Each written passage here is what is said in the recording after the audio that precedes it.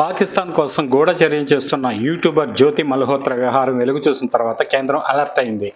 దేశవ్యాప్తంగా రాష్ట్ర ప్రభుత్వాలను అలర్ట్ చేసి గూఢచారులను అరెస్ట్ చేస్తోంది. ఇప్పటికీ వివిధ రాష్ట్రాల్లో పదుల సంఖ్యలో గూఢచారులను పోలీసులు అదుపులో తీసుకుని విచారిస్తున్నారు.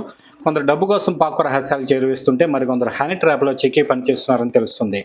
తాజాగా ఈ గూఢచారుల జాబితాలో జవాన్ ఉన్నట్లు తేలడం దేశవ్యాప్తంగా కలకలం రేపుతుంది. దేశ రక్షణ కోసం పనిచేసే సిఆర్పిఎఫ్ జవాన్ ఒకరు డబ్బు కోసం పాకిస్తాన్కి అమ్ముడుపోయాడని, కీలకమైన రహస్యాలు మన శత్రు దేశానికి చేరవేశాడని అధికారులు గుర్తించారు. సదరు జవాన్ను ఎన్ఐఏ అధికారులు అరెస్ట్ చేసి ప్రత్యేక కోర్టులో హాజరుపరిచారు. విచారణ చేపట్టిన న్యాయస్థానం ఈ ఆరోపణలు జాతీయ భద్రతను తీవ్రంగా ప్రభావితం చేస్తాయని వ్యాఖ్యానించింది. ఈ ఆరోపణలు జాతీయ భద్రతకు, భారతదేశాన్ని సందర్శించే పౌరుల ప్రాణాలకు, అలాగే భారత పౌరుల ప్రాణాలు కూడా ముప్పు కలిగించామని కోర్టు పేర్కొంది.